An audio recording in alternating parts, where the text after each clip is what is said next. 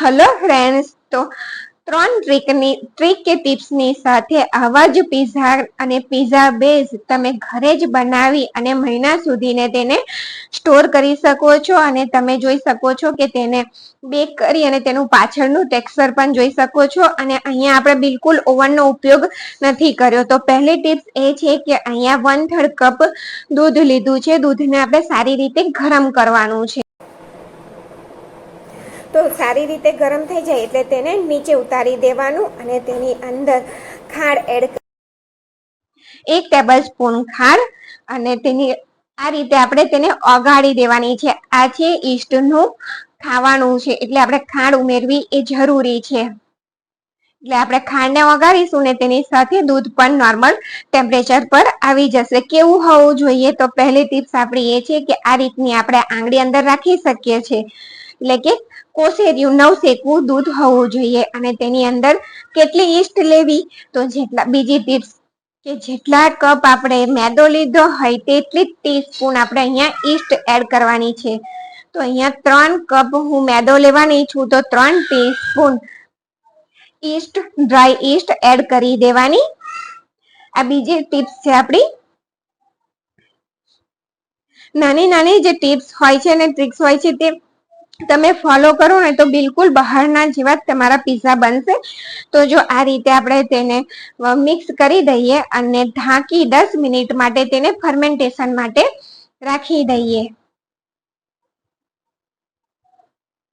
તો 10 મિનિટ પછી અહીંયા જો તમે જોઈ શકો છો ત્રીજી ટિપ્સ આપણી કે આ રીતનું જો ફર્મેન્ટેશન ના થયું હોય તો તમારી ઈસ્ટ એ એક્સપાયર થઈ ગયેલી છે. બિલકુલ તમારે મેદાને વેસ્ટ નહીં કરવાનો. પીઝા તમારા ઘરે સારા નહીં બને.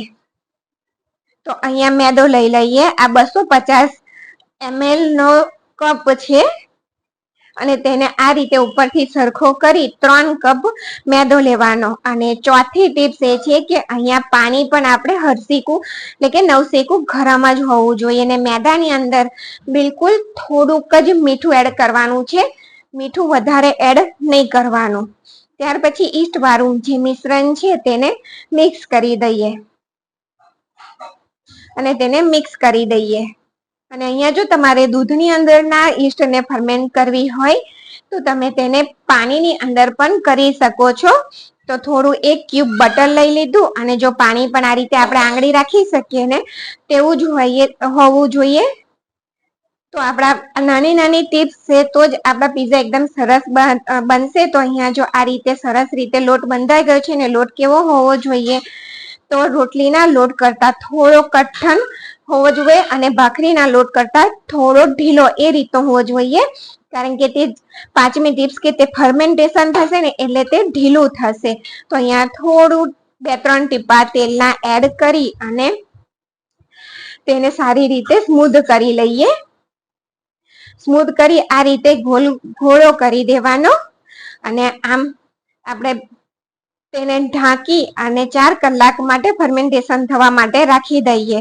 અને બીજી ટિપ્સ આપણી તેની અંદર જ એ છે કે ફર્મેન્ટેશન તમારે લોટનો ડબ્બો હોય ને તો તેની અંદર જલ્દી ફર્મેન્ટેશન થશે ઘઉંના લોટના ડબ્બાની અંદર. તો અહીંયા જો 4 કલાક પછી એકદમ સરસ રીતે ફર્મેન્ટેશન થઈ ગયું છે અને આ રીતે આપણે તેને મસળી લઈશું. હલકા હાથથી જ મસળવાનો છે. તો જો તમે જોઈ શકો છો કે આટલું સરસ આવી જાડી થવી જોઈએ.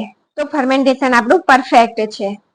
તો તેમાંથી નાના લુવા કરી લઈએ અને એક લુવો લઈ અને તેને વણી લઈએ. અને બહારના પીઝાની અંદર જેમ નીચે કરકરાશ હોય છે તો તેની માટે અહીંયા આપણે બીજી ટિપ્સ કે મકાઈનો લોટ તેને વણવા માટે લેવાનો, મેદો નહીં લેવાનો. મકાઈના લોટથી તમે વણશો ને તો તે જે બહારના પીઝાની અંદર કકરાશ હોય છે ને તેવી આવશે. ત્યાર પછી અહીંયા બધા પીઝા બેઝ કે પીઝા એક સરખા બને ને એટલા માટે અહીંયા કોઈ ડબ્બો લઈ લેવાનો આ રીતે કે કોઈ ડીશ લઈ લેવાની. તેને કાપી આ રીતે ગોળ એક સરખું કરી લેવાનું. અહીંયા બેઝ બનાવીને પણ આપણે સ્ટોર કરી શકીશું.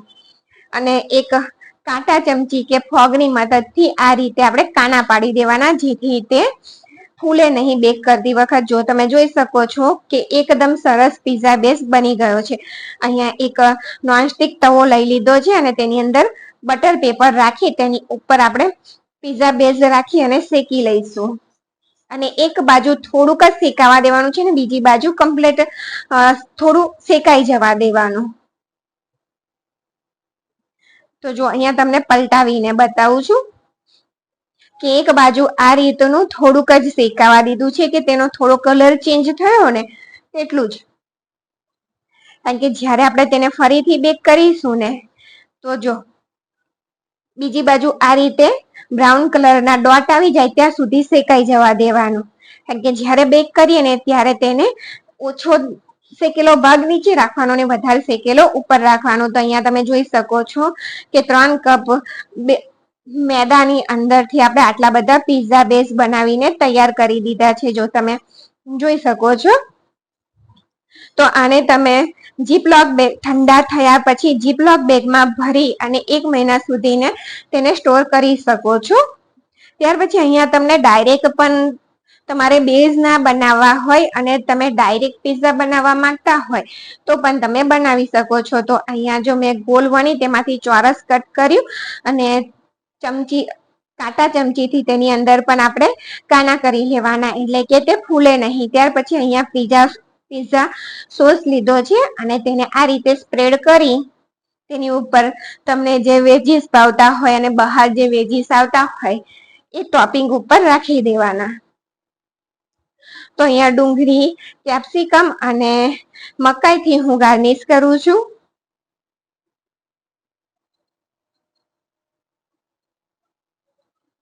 તો જો અહીંયા ચોરસ બનાવ્યો છે અને તેની ઉપર આપણે ચીઝ છીની દઈશું.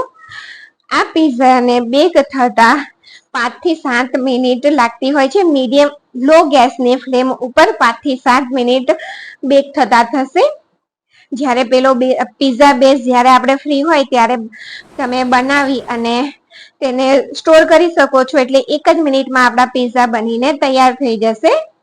તો અહીંયા જો આ રીતનો 5 થી 7 મિનિટ 5 મિનિટ પછી તમારે તેને ચેક કરી લેવાનું. તો એકદમ સરસ રીતે આપણે પીઝા તૈયાર થઈ ગયો છે અને તેને ઉપરથી ઓરેગાનો અને ચીલી ફ્લેક્સથી ગાર્નિશ કરી અને રાખી દઈએ. ત્યાર પછી જે પીઝા બેઝ બનાવ્યો છે તેનાથી પણ તમને બનાવીને બતાવી દઉં. તો આજનો જો આ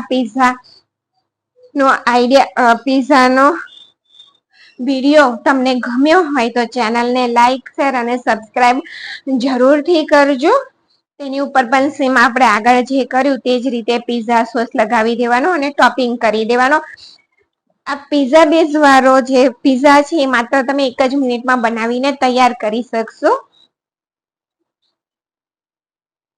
તો આ ટિપ્સ પીઝા માટેની આ ટિપ્સ તમને કેવી લાગી એ તમે જરૂરથી કમેન્ટમાં જણાવજો.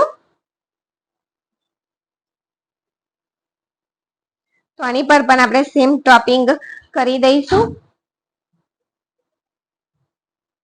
વિડીયો થોડો લાંબો છે પણ તમને બધી નાની નાની વાત કહી છે અહીંયા. તો તમે આ રીતે પીઝા બનાવશો ને તો તમારો મેદો બિલકુલ વેસ્ટ નહીં જાય અને તમારી મહેનત પણ વેસ્ટ નહીં જાય.